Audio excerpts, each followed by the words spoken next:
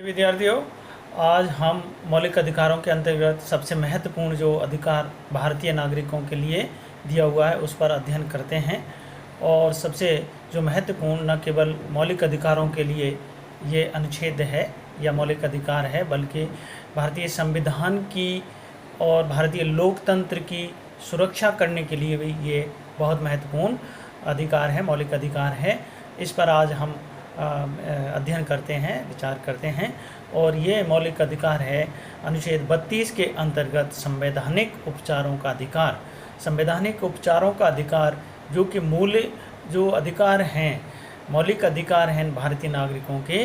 उन मौलिक अधिकारों की सुरक्षा देता है, उनको संरक्षण देता है और सुरक्षा की व्यवस्था करता है। तो ये जो मौलिक अधिकार है, नागरिक जो है सर्वोच्च न्यायालय, उच्च न्यायालय की शरण में जाकर के अपने मौलिक अधिकारों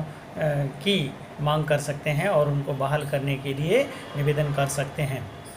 इसके अलावा जो कार्यपालिका है, व्यवस्थापिका है, उसके द्वारा यदि मौलिक अधिकारों का अतिक्रमण किया जाता है तो उनको भी इसके द्वारा, इसके माध्यम से रोका जाता है न्यायालय के द्वारा, और उनके विरुद्ध में कार्रवाई की जाती है, निर्णय दिए जाते हैं। मौलिक अधिकार के किसी भी प्रकार के अतिक्रमण पर अनुच्छेद 32 का जो संवैधानिक उपचारों का मौलिक अधिकार है वो प्रतिबंध लगाता है, उनके किसी भी अतिक्रमण को रोकता है। तो एक तरीके से हम कह सकते हैं कि ये जो मौलिक अधिकार है, संवैधानिक उपचारों का मौलिक अधिकार है, ये भारतीय प्रजातंत्र का एक सुरक्षा प्रहरी के रूप में कार्य करता है। भारतीय लोकतंत्र की सुरक्षा का भारतीय संविधान की एक आत्मा के रूप में इसको हम कह सकते हैं कि भारतीय संविधान का ये हृदय है, ये आत्मा है, उसके रूप में ये कार्य करता है। तो इस मौलिक अधिकार के अंतर्गत भारतीय नागरिकों के लिए 5 प्रकार की जो लेख हैं वो जारी करने के लिए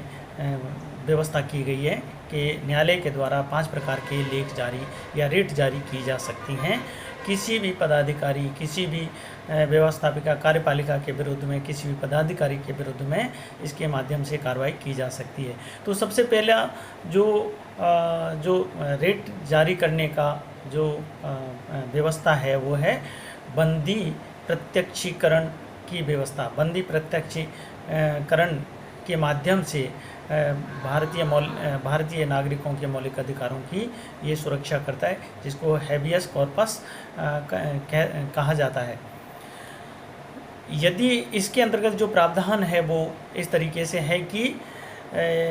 यदि किसी व्यक्ति की स्वतंत्रता का हनन होता है या किसी व्यक्ति को गिरफ्तार कर लिया जाता है तो उसको एक निश्चित समय 24 घंटे के अंतर्गत किसी जो भी नज़दीकतम वो जो न्यायालय होता है, कोर्ट होता है, उसके अंतर्गत उसको पेश करना पड़ेगा और उसके जो गिरफ्तारी की गई है उसके कारणों को बताना पड़ेगा कि क्यों इसको गिरफ्तार किया गया है। और जो कारण दिए हुए होते हैं उन कारणों के आधार पर न्यायालय के द्वारा ये निर्णय दिया जाता है कि इसको सही गिरफ्तार किया है अथवा नहीं किया है, और उसके बाद में फिर न्यायालय के द्वारा निर्णय दिया जाता है कि इस व्यक्ति को गिरफ्तार करके रिमांड पे रखा जाए अथवा इसको मुक्त कर दिया जाए। तो हैबियस कॉर्पस ये कहता है, न्यायालय के द्वारा ये आदेश दिया जाता है किसी भी अधिकारी को, किसी भी गिरफ्तारी या पुलिस के लिए कि एक व्यक्ति को 24 घंटे से अधिक गिरफ्तार करके नहीं रखा जा सकता है। 24 घंटे के अंतर्गत उसको किसी निकटतम जो न्यायालय है उसके अंतर्गत, कोर्ट के अंतर्गत उसको पेश करना ही पड़ेगा और फिर उसके कारणों पर जानकारी लेकर के वो निर्णय देगा। तो बिना कारण के किसी व्यक्ति को गिरफ्तार नहीं किया जा सकता है और उसके लिए एप्रोप्रिएट जो कारण देने पड़ेंगे, तभी जा कर के उसकी गिरफ्तारी को वैलिड माना जाएगा, वैध माना जाएगा। इसके अलावा जो एक और रिट है या लेख जारी करने का अधिकार है सर्वोच्च न्यायालय या न्यायालयों के द्वारा, वो है परमादेश। परमादेश यानी कि मैंडेमस ये कहता है कि जब कोई पदाधिकारी अपने कर्तव्य का पालन नहीं करता है तो ये आदेश दिया जाता है कि वह अपने कर्तव्यों का पालन करे। न्यायालय के द्वारा ये आदेश दिया जाता है किसी भी अधिकारी के लिए कि वो अपने कर्तव्यों का पालन सही तरीके से करे या अपने कर्तव्यों को पूर्ण निष्ठा से निर्वहन करे। आज्ञा पत्र द्वारा पदाधिकारियों को कर्तव्य पालन करने का आदेश जारी किया जा सकता है। यदि कोई व्यक्ति ऐसा नहीं कर रहा है तो उसके विरुद्ध में कार्रवाई की जा सकती है न्यायालय के द्वारा। फिर इसके अलावा जो तीसरे नंबर का जो लेख है जारी करने का जो अधिकार है न्यायालय के द्वारा, नागरिक इसमें यह है कि नागरिकों को, जो प्रभावित नागरिक हैं उनको न्यायालय के समक्ष जानना पड़ेगा और वहाँ पर निवेदन करना पड़ेगा कि उसके मौलिक अधिकारों का उल्लंघन हो रहा है और इस कारण तभी जा कर के उसके ऊपर कार्रवाई की जाती है या लेख जारी किया जा सकता है या कोई भी निर्णय दिया जाता है सर्वोच्च या न्यायालय के द्वारा, किसी भी न्यायालय के द्वारा। इसके अलावा जो है तीसरा नंबर का जो लेख है वो है प्रतिषेध, जिसको प्रोहिबिशन कहा जाता है और इसके अंतर्गत सर्वोच्च न्यायालय, उच्च न्यायालय द्वारा निम्न न्यायालयों या अर्ध न्यायालयों को आदेश दिया जाता है और इस आदेश के अंतर्गत ये कहा जाता है कि यह मामला उनके अधिकार क्षेत्र से बाहर है, इस पर वो जो कार्रवाई कर रहे हैं उस कार्रवाई को स्थगित कर दिया जाए। अर्थात कोई न्यायालय, अर्ध न्यायालय या निम्न न्यायालय किसी बड़े मैटर को या दूसरे मैटर को जो उनके अधिकार क्षेत्र में नहीं आता है उस मैटर पर यदि वो सुनवाई कर रहे हैं, कार्रवाई कर रहे हैं तो उनको रोका जा सकता है, जो कि उनके अधिकार क्षेत्र के अंतर्गत नहीं आता है। उन पर प्रतिबंध लगाया जा सकता है कि ये जो मामला है वो आपके अधिकार क्षेत्र से बाहर का है, इस पर कार्रवाई न की जाए और इस कार्रवाई को स्थगित कर दिया जाए क्योंकि उनके अधिकार क्षेत्र से बाहर का मामला है। तो इस प्रकार से प्रतिषेध के माध्यम से, प्रोहिबिशन के माध्यम से लेख जारी किया जाता है निम्न न्यायालयों के लिए या अर्ध न्यायालयों के लिए, उच्च न्यायालयों के द्वारा या सर्वोच्च न्यायालयों के द्वारा। इसके अलावा जो चौथे नंबर का जो लेख जारी करने की प्रक्रिया, जो प्रावधान है वो इस प्रकार से है, जिसको उत्प्रेषण कहते हैं। उत्प्रेषण यानी कि सर्टियोरेरी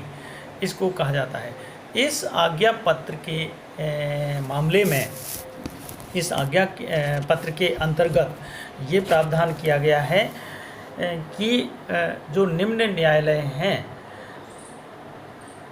उनसे किसी मामले को उच्च न्यायालय अपने पास में मंगा सकते हैं या अपने पास में भेजने के लिए आदेश जारी किया जा सकता है। और ये जो निम्न न्यायालय हैं उनके, क्योंकि ये सर्वोच्च न्यायालय या उच्च न्यायालयों के द्वारा आदेश जारी किया जाता है कि ये मामला उनके अधिकार क्षेत्र से ऊपर का है या उच्च न्यायालयों के अधिकार क्षेत्र का है, सर्वोच्च न्यायालय के अधिकार क्षेत्र का है, इस मामले को ऊपर भेज दिया जाए। और इसके अतिरिक्त किसी भी शक्ति का यदि दुरुपयोग किया जाता है नीचे के न्यायालयों के द्वारा तो उस पर भी रोक लगाई जाती है और उन शक्तियों को रोकने के लिए आदेश जारी किया जा सकता है उच्च न्यायालय और सर्वोच्च न्यायालयों के द्वारा। निम्न न्यायालयों में किसी कोई बात यदि निर्णयाधीन है, सुनवाई के अधीन है, तो उन विवादों के संबंध में यदि उच्च न्यायालयों की आवश्यकता होती है तो उनकी सूचना भी उच्च न्यायालयों के द्वारा ली जा सकती है। तो ये उत्प्रेषण है, यानी कि मामले को ऊपर भेजने के आदेश दिए जाते हैं। इस मामले को ऊपर भेज दिया जाए, उच्च न्यायालयों के लिए भेज दिया जाए या सर्वोच्च न्यायालय के पास में भेज दिया जाए। इस तरीके के आदेश जारी किए जाते हैं सर्वोच्च और उच्च न्यायालय के द्वारा निम्न न्यायालयों के लिए। तो ये चौथे प्रकार का जो लेख जारी करने का अधिकार है, व्यवस्था की गई है। और पांचवें प्रकार की जो जो प्रावधान है वो इस प्रकार से है, जिसको अधिकार प्रक्षा कहा जाता है। अधिकार प्रक्षा को वारंटो यानी कि जब कोई पदाधिकारी अपने कार्य जो कर रहा है उस कार्य को करने का अधिकार यदि पदाधिकारी को नहीं है और वो उस कार्य पर या उस पद पर रह करके कार्य कर रहा है जो कि उसके लिए निर्धारित नहीं है, ऐसी स्थिति में न्यायालयों के द्वारा उसे आदेश दिया जाता है कि किस अधिकार के तहत, किस प्रावधान के तहत आप इस पद पर कार्य कर रहे हैं या इस कार्य को कर रहे हैं। तो उनसे ये पूछा जाता है, को वारंटो यानी कि उनसे पूछा जाता है कि आप जो कार्य आपके लिए दिया हुआ ही नहीं है, जो शक्ति आपको दी हुई नहीं है, जो पद आपके लिए दिया हुआ नहीं है और उस पर आप कार्य कर रहे हैं, कर्तव्य कर रहे हैं, तो वो किस आधार पर कर रहे हैं, उसके लिए अप्रोप्रिएट जो भी कारण है उनका स्पष्ट करने का कार्य करें। तब यदि कोई पदाधिकारी स्पष्ट जो व्याख्या नहीं कर पाता है या सही कारण नहीं बता पाता है तो उसको प्रतिबंधित कर दिया जाता है और जब भी उसके लिए लेख जारी किया जाता है वो उस समय उस कार्य को स्थगित कर देता है, उस पर कार्य करना बंद कर देता है। प्रतिबंध उस पर निषेध लग जाता है कि ये कार्य वो उस समय तक नहीं करेगा जब तक कि वो सही कारण नहीं बता पाएगा। तो न्यायालय पूछता है कि वह किस आधार पर इस पद पर रह करके कार्य कर रहा है। संतोषजनक जवाब देना ज़रूरी है और ऐसा नहीं कर पाता है तो उसको उस कार्य से रोका जा सकता है न्यायालयों के द्वारा, उच्च न्यायालयों के द्वारा। तो इस प्रकार से 5 प्रकार की जो रेट जारी करने का अधिकार न्यायालयों के पास में है और इनके आधार पर ही हमारे जो मौलिक अधिकार हैं, भारतीय लोकतंत्र है, भारतीय जो संविधान के प्रावधान हैं, उन सब प्रावधानों को सुरक्षित किया जाता है कि वो सही तरीके से कार्य करते रहें, कोई उनका अतिक्रमण ना करे, मौलिक अधिकारों का भी अतिक्रमण ना करें, किसी प्रक्रिया का अतिक्रमण ना करें, अपने जो अधिकार दिए हुए हैं, जो कर्तव्य दिए हुए हैं, ड्यूटियाँ दी हुई हैं, उन्हीं पर उन्हीं सीमाओं तक कार्य करें, उससे अतिरिक्त कार्य नहीं करें। और इसके अतिरिक्त जो व्यक्ति, जो पदाधिकारी अपने कर्तव्यों को नहीं कर रहा है उसको अपने कर्तव्यों को करने के लिए मजबूर भी किया जा सकता है और उसके विरुद्ध में कार्रवाई भी की जा सकती है और किसी भी व्यक्ति के ऊपर मनमाने तरीके से कार्रवाई नहीं की जा सकती या उसको गिरफ्तार नहीं किया जा सकता है। और यदि ऐसा किया जाता है तो उसको एक निश्चित समय सीमा में 24 घंटे के अंतर्गत किसी भी न्यायालय के समक्ष प्रस्तुत करना ही पड़ेगा और सही कारण उसके बताने पड़ेंगे और न्यायालय के द्वारा एक सही तरीके से सुनवाई करने के बाद में उसके निर्णय दिया जाएगा, उसके बारे में निर्णय दिया जाएगा। तो इस प्रकार से भारतीय लोकतंत्र के लिए, भारतीय नागरिकों के मौलिक अधिकारों के लिए ये अनुच्छेद 32 के अंतर्गत संवैधानिक उपचारों का जो मौलिक अधिकार है वो बहुत महत्वपूर्ण है और लोकतंत्र की सुरक्षा के लिए भी बहुत महत्वपूर्ण है। इस प्रकार से इस जो अनुच्छेद के अंतर्गत मौलिक अधिकार को हम प्रजातंत्र की आधारशिला कहते हैं और इसको संविधान की आत्मा भी कहा जा सकता है। आज इतना ही, बाकी का आगे। धन्यवाद।